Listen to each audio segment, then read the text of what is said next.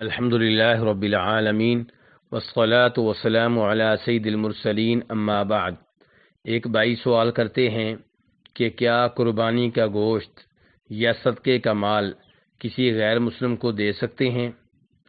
تو گزارش یہ ہے کہ قربانی کا گوشت کسی غیر مسلم کو دے سکتے ہیں، اس میں کوئی حرج نہیں ہے۔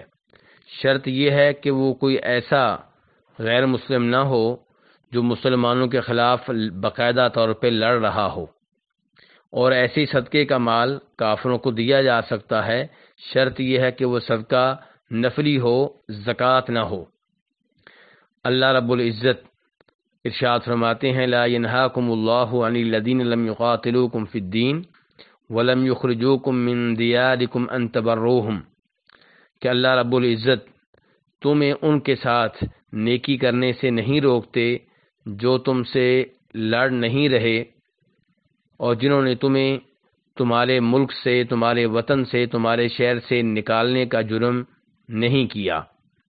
تو اس سے پتہ چلا کہ ایسے کافر جو مسلمانوں سے لڑائی نہ کر رہے ہوں، ان سے نیکی کرنا، ان سے اچھا سلوک کرنا، انہیں کوئی چیز دینا، اس میں کوئی حرج نہیں ہے۔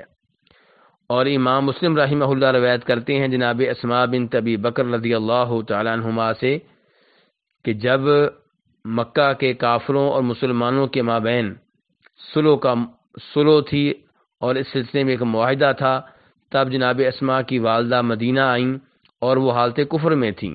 تو جناب اسماء نے نبی صلی اللہ علیہ وسلم سے سوال کیا کہ کیا میں ان سے اچھا سلوک کر سکتی ہوں؟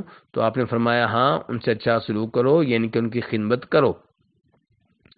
ایسے امام احمد رحمہ اللہ روایت کرتے ہیں کہ جناب عائشہ رضی اللہ عنہ کے پاس ایک یہودی عورت آئی اور ان سے سوال کیا، تو جناب عائشہ نے اسے کچھ نہ کچھ دیا۔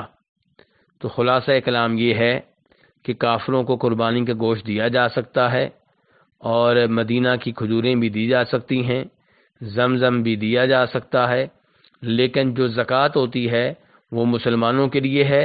ہاں، زکوٰۃ ایسے کافر کو دی جا سکتی ہے جو مسلمان ہونا چاہ رہا ہو، جس کے مسلمان ہونے کی امید ہو۔